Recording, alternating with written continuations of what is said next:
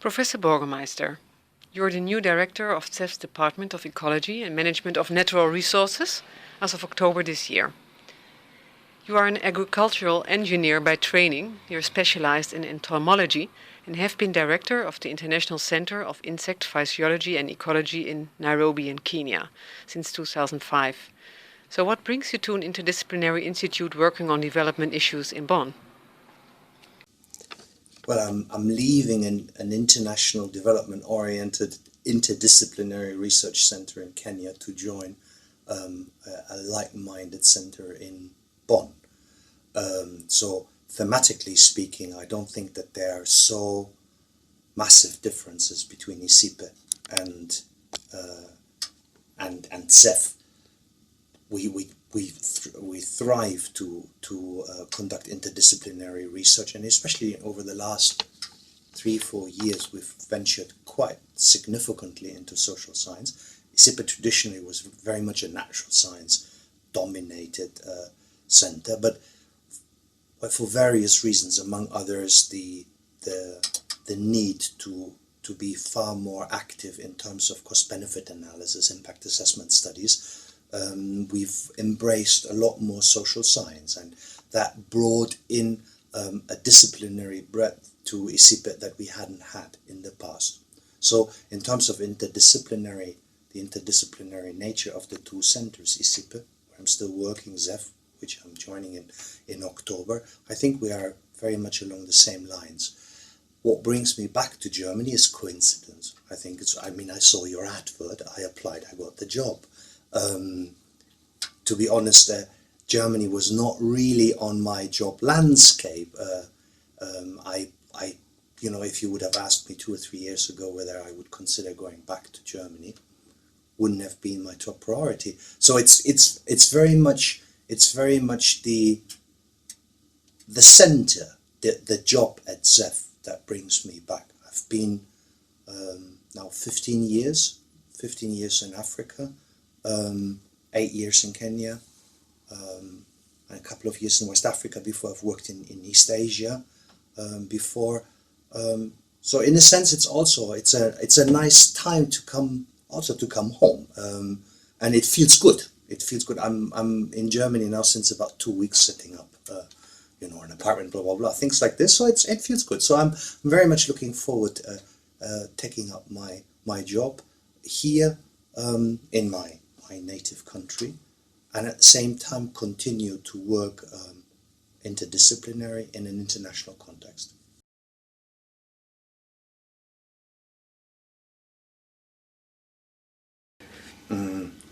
It sounds easy, it's very difficult. Many people claim to do it, few actually do it. It's very often, if you hear people are talking about interdisciplinary or transdisciplinary research, very often it's paying lip service. Very often it's out of a falsely understood political correctness. So it's very often it's not real. Let's put it like this. And if you want to do it, if you really want to do it, if you want to do it in an intelligent and impact generating manner, it's a lot more difficult than you think in the first place. You have really a lot of differences. Let me come back to what I said before. ICIPE used to be very much a natural science dominated center, so we have a lot of biologists, chemists, epidemiologists, agronomists, bringing in social science, bringing in socioeconomics in our case, and to a certain extent also sociology, was not easy. There are language barriers, there are barriers in terms of, or not barriers, there may be differences in approaches to science. Where I come from, quantitative approaches is the religion. That I learned from day one in science. So discussing with colleagues who have, say, a more qualitative approach to research is challenging, sometimes interesting, sometimes super frustrating, but I think if you do it right, the rewards are quite significant. So it's really worth the effort. It's worth the effort, especially if you want to translate your research findings into something meaningful for your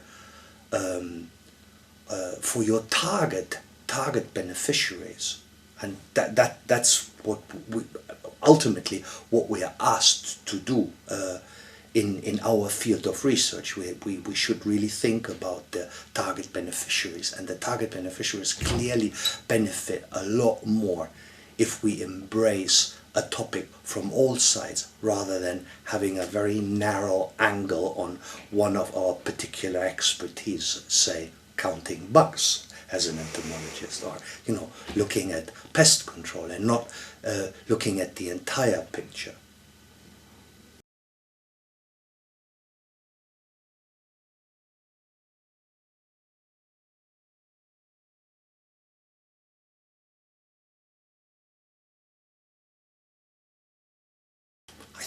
I think so.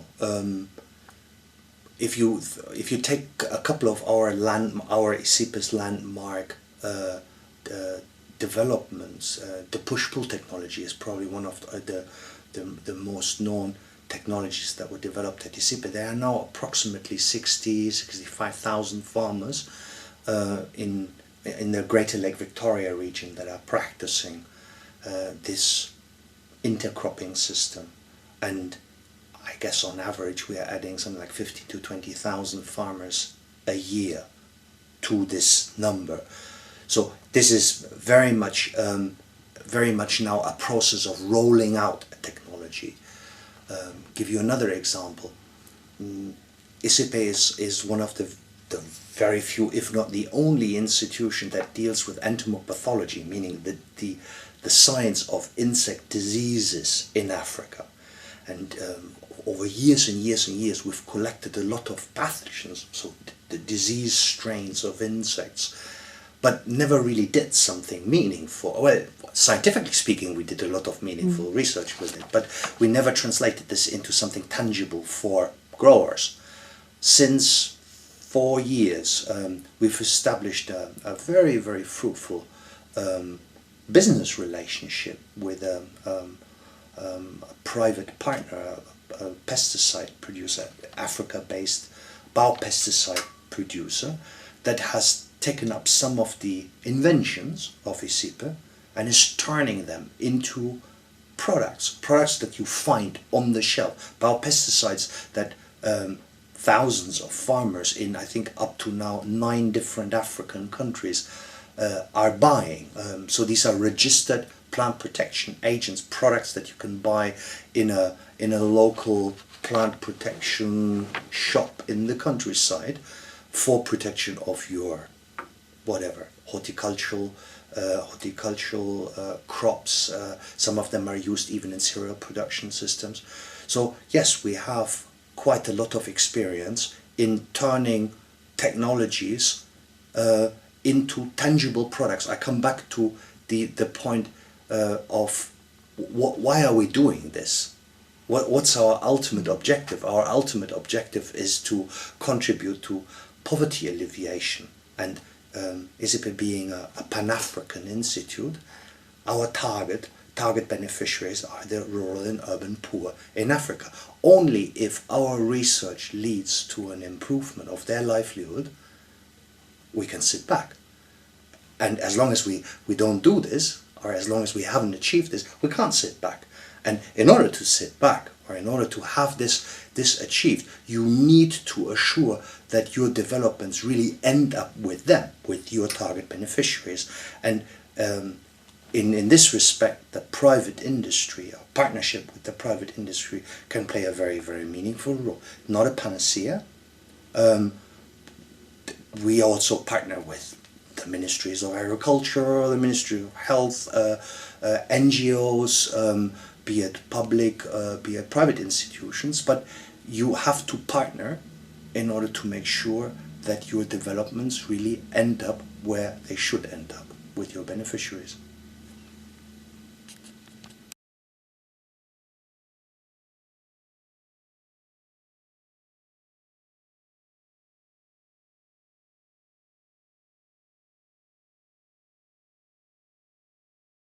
You know that I'm an entomologist by training, so I've been working for the last 25 years on means to reduce losses that are caused by pests, insect pests, primarily in tropical crops. And I believe that this is a very meaningful contribution to food security. I'll give you an example. The very often household number that is used in terms of losses of cereals produced in sub-Saharan Africa is about 35% during the first 3 months of storage are lost. Some people quote 40, some people quote 45%. I just figured this out. This is a farmer, very often a woman farmer, that has worked their off in order to produce, and she harvests the stuff, brings it into the store, and 3 months later a third of it is lost. Now if this third would be there, if this third could be preserved, and this, I'm talking here only about post-harvest losses, that would make a phenomenal contribution in terms of food security at absolutely zero environmental costs.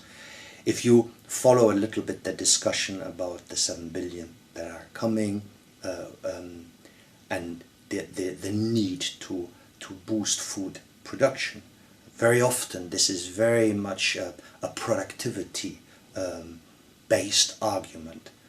I believe that an intelligent approach to preserving what is already growing in the field and what is already kept in the store is a very meaningful and environmentally friendly contribution to safeguarding the food for the 7 billion to come, without the necessary need to utilize a lot of additional inputs like mineral fertilizer, like pesticides, in order to boost productivity, and without increasing the acreage, the production acreage that is used for food production. So, I mean, not only I think that by preserving the food that is in the process of being produced, or in the case of post-harvest issues that has already been produced, this can make a phenomenally important contribution to food security. In reality, we have to imagine this is already there. This is not something that we need to produce. This is also something that has already been produced. So we are just making sure that it's not lost.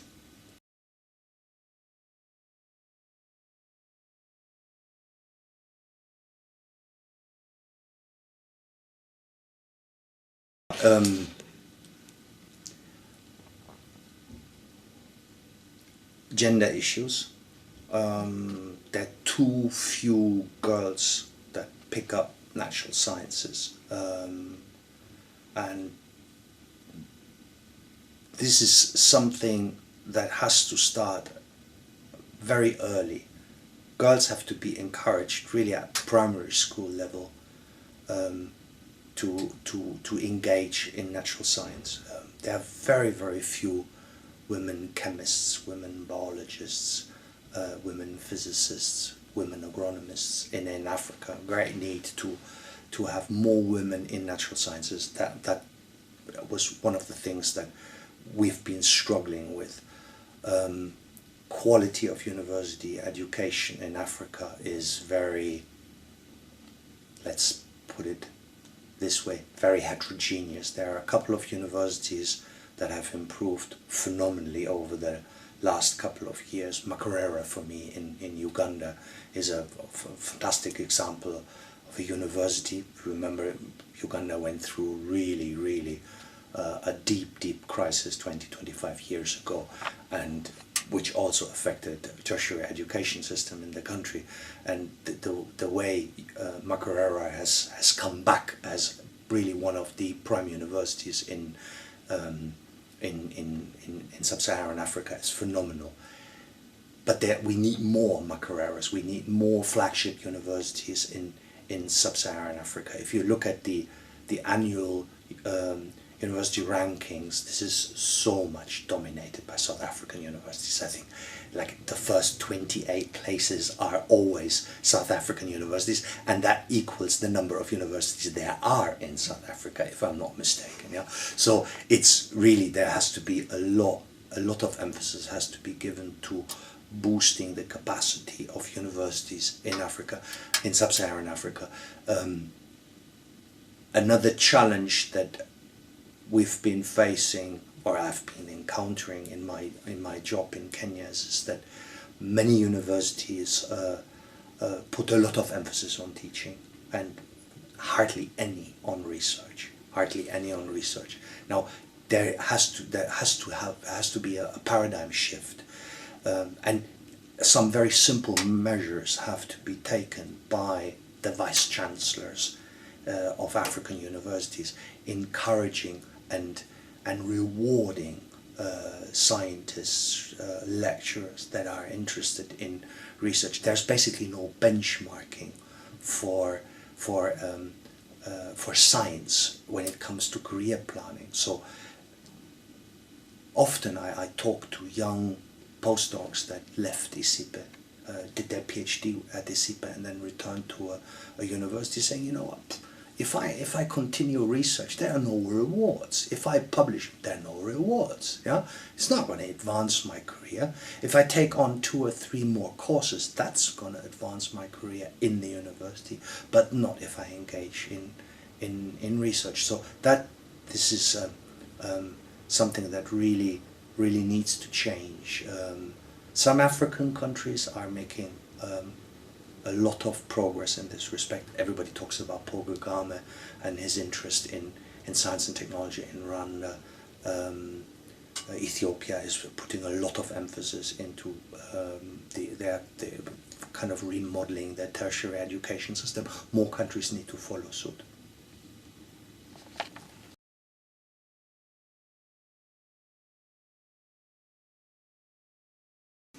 It's a very clever, and it's also a very challenging approach. We are running something like a mini WASCAL. We are running a similar project in 3 East African countries, in Tanzania, Kenya and Ethiopia, which also looks at the effect of climate change in the region. Here more in terms of agricultural productivity, and I think our focus has been more on developing adaptation strategies for climate change, especially vis-a-vis production systems and production constraints, since we come with this background of loss reduction, pest control. So that has been a particular focus. Our project is called Kiesa. So I see a lot of similarities between Kiesa and WASCAL. WASCAL clearly much bigger, much more ambitious, much more resourceful. What I like about WASCAL is this approach of turning a project into, if you want, an entity, into an interregional entity.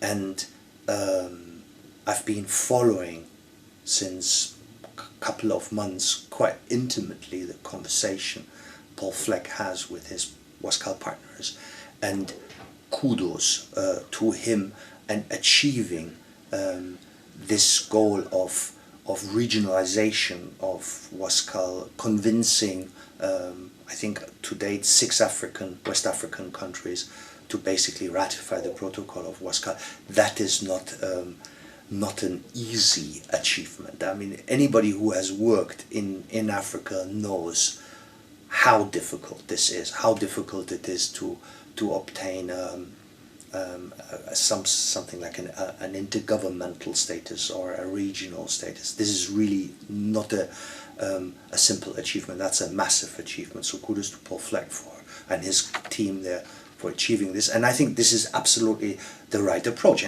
And again, I come back to what is ISIPE. ISIPE, in terms of its charter, is very similar to what WASCAL is going to be. So I see a lot of similarities. I see a lot of pitfalls. this is just the beginning for Wascal. There are a lot of kind of bumps ahead, no doubt, but it's definitely the right approach. Because if you run this really like a project, and we've seen this over and over and over again, it's going to fade away. It's going to fade away once the funding ends. It's going to fade away. But embedding this in the region as an intergovernmental institution is absolutely the right approach.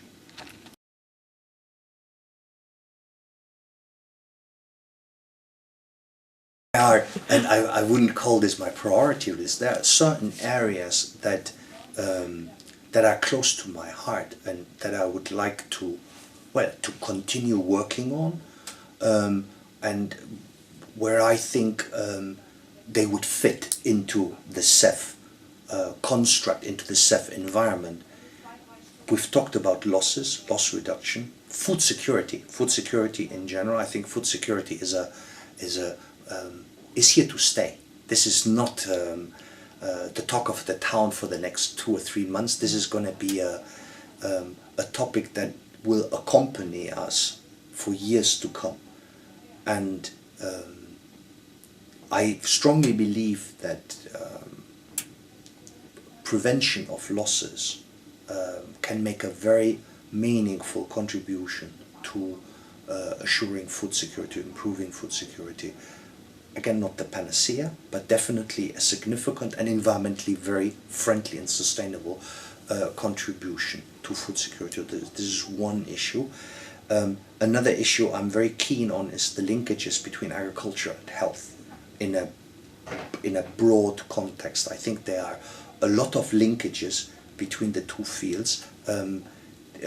Agricultural production systems very much influence the health status of people, not only in the tropics but predominantly in the tropics, and changes to agricultural production systems, landscape architecture can have a phenomenal impact on the health, both positive as well as negative. I'll give you one example: irrigation. Irrigation, and let's reconnect it with food security.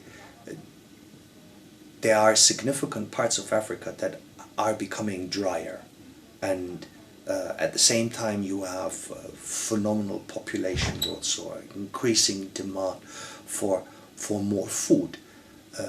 Now you put the two things together and you end up with irrigation, and at the same time I think the figure for sub-Saharan Africa is about 3% of the agricultural system in sub-Saharan Africa is irrigated agriculture, whereas in Southeast Asia it's about 45%. So there's a tremendous potential in sub-Saharan Africa to boost irrigated agriculture, and there is a need for it, no doubt. There is a need for it. However, irrigated agriculture can have a tremendous effect on vector-borne diseases, especially malaria, and not only malaria. So you might end up with a boost in agricultural productivity, especially for grains, and at the same time you have a phenomenally sick population. You have resurgence of vector-borne diseases like malaria, like filariasis, and so on. So doing it right would assure that yes, you obtain your productivity boost that you're aiming for, but at the same time you don't risk the health of the farming community that lives around these irrigation schemes. And this is possible. I mean, this is primarily, it's a technical issue to be addressed. Now, if you want to meaningfully engage in this field, you have to bring these two camps together. And we are here again in this interdisciplinary or transdisciplinary research arena, and the health community and the agricultural community, we're talking about two different species. They don't share anything. I mean, it's very difficult to bring public health people and agronomists together, however critically needed to bring them together. So these two areas, I think, food security and the contribution that loss prevention can make to improve food security, and also the interlinkages between health and agriculture. They are going to be, among others, topics that I would like to pursue in my work here at ZEF.